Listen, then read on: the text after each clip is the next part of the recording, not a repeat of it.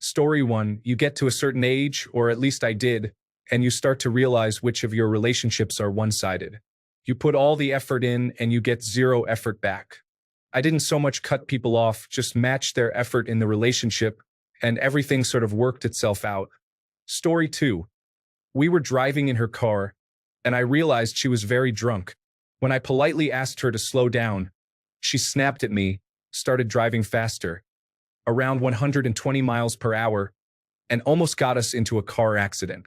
I cut her off, and months later, I heard she ended up totaling her car. Play with your life on your own time, not mine. Story 3, my father made a joke about my attempted suicide not even 6 months after it happened. I am a 33-year-old man with kids of my own. I couldn't believe what he said. Hung up, blocked him, and haven't looked back. Don't report me or anything. I swear I'm good mentally now. Sorry, I don't want to repeat what he said. Story 4, threatened to kill himself and write a suicide letter blaming me for it. And then he had the audacity to claim that he was only joking after he legitimately had me panicking. Story 5, I had to cut someone out after they kept disrespecting my boundaries and treating me like I didn't matter. I tried talking to them about it, but it never changed, so I had to let go for my own well-being. Story 6, emotional abuse.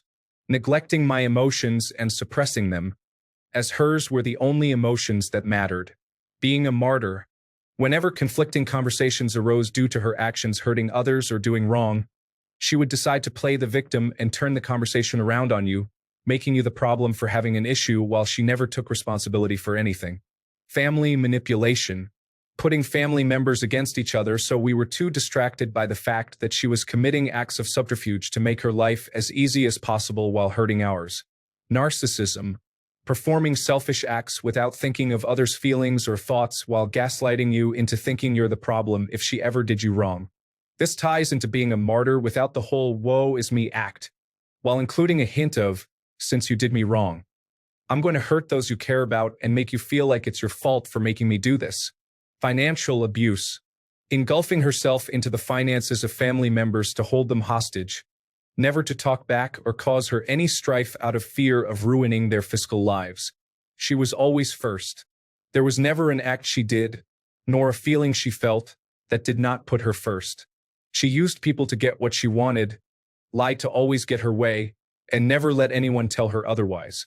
She is a soulless, heartless, and deplorable woman. Unfortunately, this is my mother who raised me while my father gave her everything he had. It wasn't enough for her. I will never forgive her for the hardship she has caused my siblings and my father. Nothing will ever be enough for her. She sees people as tools, as a means to her end. You are not a person, you are just something for her to use. I am much happier without her in my life, and I hope she figures out how to be a decent human one day. Thank you for letting me get this out, and apologies for the long read. Story 7.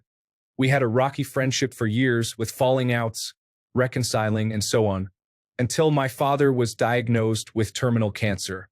She was doing her usual thing, complaining about a relationship she was in for a month back in high school that ended a decade prior, and also complaining about her weight and how she does not understand why no man wants to date her and ends up ghosting her after a few weeks. I explained that I was sorry, but I did not have the emotional capacity to support her and that I needed some time alone. Then, a few days later, she reached out to ask what was wrong. I explained that my dad was dying, and in turn, she flew off the handle, screaming about how I would not let her tell me about her problems, but there I was trying to trauma dump on her. Even though she asked what was wrong in the first place and I gave her a blunt answer, I told her to go away, highlighted exactly why she is having problems dating and making friends, and then told her to never contact me again before blocking her on everything. Do I miss her? Yes. She was my best friend for over a decade. But I have been so much happier. Story 8. It was my father's side of the family. They sabotaged getting him into drug rehabilitation, saying it's not our place, and my mother and I were being mean. It ended my parents' marriage, and my father ended up overdosing. What they did was unforgivable, and even at his funeral, they didn't think they did anything wrong. Story 9. I cut off a childhood friend of 25 years. It's a bit of a long story, but mostly this story is me venting because I've never really talked about what happened to anyone except my wife. My childhood friend and cousin, Riley, unfortunately chose drugs and alcohol, among other substances, over our family and myself. The problem started as far back as when we were younger teenagers when Riley started experimenting with robo-tripping, which involved taking a lot of cough syrup pills to get high. She stole the pills from pharmacies and grocery stores. She eventually roped me into stealing the pills for her as well when she started getting banned from the stores for theft. I guess I stole to impress her. I saw her as the big sister I never had. Eventually, she had a bad trip and ended up in the hospital for a very long time. Riley developed signs of psychosis and was told by everyone in her life, both personal and professional, to stop, or her mental symptoms would get much, much worse. She did not stop.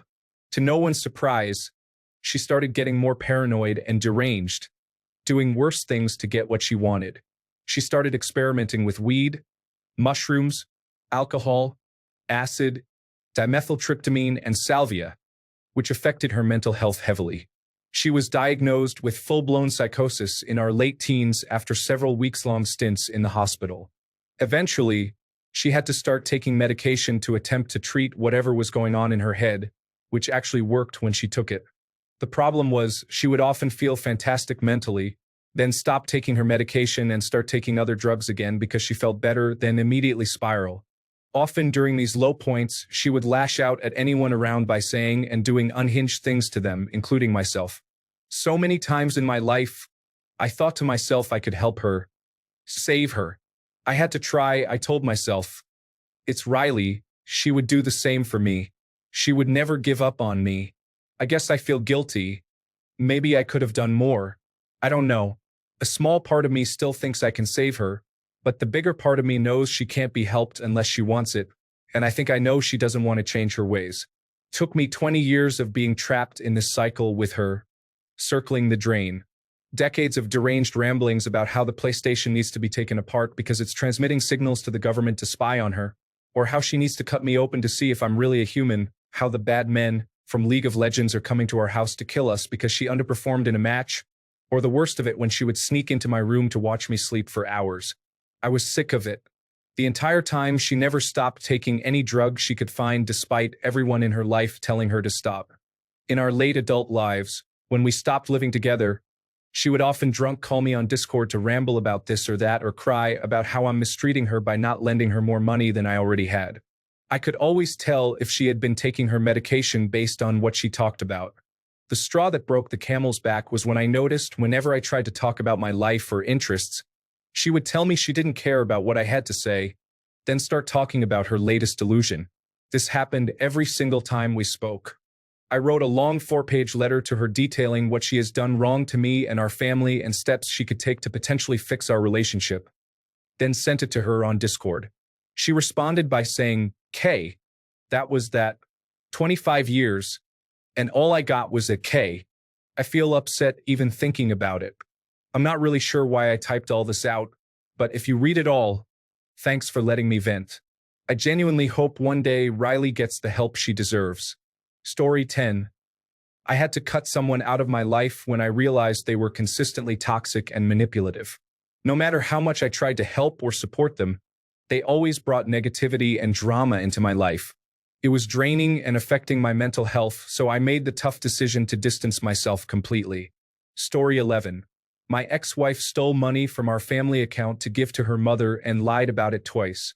Bounced check charges cost me nearly $1,000 after everything was said and done. Then, a few years later, she was drunk at a party and bragging how she deceived me and how I did not know. Sadly, it took a long time for me to process, but I can trace the end of everything I felt for her to that moment. Story 12. When they continuously try to date you or ask you for sex or make a move on you after you have said no multiple times. This is with people I'm simply trying to be friends with. And I let them know that too, that I just want to be friends. After a while, it gets frustrating and uncomfortable. I no longer feel like their friend since they don't respect my boundaries. Story 13. There had been a lot of other issues leading up to this, but the final straw was that she tried to convert me when she knew I was not interested in joining her religion. She ended up stalking me for almost 6 years afterward. Story 14. Unapologetic lying and manipulation. When confronted, they stuck to their story even though we knew the truth and had proof. It hurt because they were a best friend. They then spread rumors and spoke ill about me while I stayed quiet to keep the drama to a minimum. I lost a lot of friends because of that. Story 15. I recently cut someone off. One of my best friends in the world. He had a troubled childhood and came from a difficult home. My family did a lot for him. We basically took him in for a while, and we hosted him for Christmas and his birthday for years because his family would all go to Florida and leave him behind. So he was all alone for the holidays, and my family would take him in. This went on well into adulthood. My mom always had some presents under the tree for him too. On top of that, he was just like my best friend. I love that guy. We have gone through so much together. We've lived together, worked together, partied together, and gone through breakups and big moves. Everything. That guy is my friend. We are both almost 40 now. I'm almost a year into cutting him out of my life. The guy is troubled. He's not a drug addict or a thief. He's actually mostly got his life together. But he's just troubled. He's always been like this, and I've always dealt with it. Why? Because I knew about his past, his childhood, and the hardships he's endured for his entire life. I've dealt with it, turned the other cheek, and forgiven him for everything. But I just can't anymore. He's abusive. He's an abusive person who abuses the people he loves, just like his dad and stepmom always abused him. The guy has had over 20 years to figure that out, and he just can't figure it out. He has failed to exist without abusing the people who love and care about him most. I've waited 20 years, and I've been patient for 20 years, waiting for him to figure it out. And he hasn't, and I've lost my patience. The last straw? He abused his partner, she left, and he spiraled. He started blaming her. He had me like 4 different therapists, her every partner and close friend he's ever had, telling him he was the problem, he was abusive. And in the end, he blamed her, became angry, and then found another poor woman to abuse and start all this over again. So I'm done with it. You've had enough time, you've gotten enough feedback, you've gone through enough therapy, and in the end, you're an abusive person who can't help but hurt the people who care about you, and you are never going to change.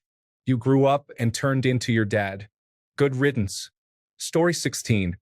She told me that her older boyfriend didn't think I was a good influence on her and didn't want us to be friends. He lived in his mom's basement, made her an alcoholic, and she started using drugs when she never had before. It was not a fight I was willing to fight. They got married and are still married. Story 17. My brother is unemployed, struggling with alcohol, and living in poor conditions. He recently told me he adopted an anxious German Shepherd. I responded, I'm sorry you're having a hard time, but taking care of an animal is important. Owners should be aware that your $60 animal is now a full-time job. You need to train them, get them groomed, and keep up with routine dental cleanings. A dental extraction could alone cost thousands. He replied, if I don't have the money, I'll resort to violence to fix her teeth. I'm a veterinary technician. The person he's threatening to harm could be me, my colleagues, or my peers who already have enough challenges with mental health. I've decided I will never speak with my brother again and have blocked him everywhere. Story 18. Deciding to live with a friend who turned out to be a raging alcoholic with borderline personality traits and zero respect for my boundaries. Constantly unloading and sharing trauma with me despite boundaries being set. It was like she took joy in trapping me. It was my living nightmare. Story 19. The first strike in his final out.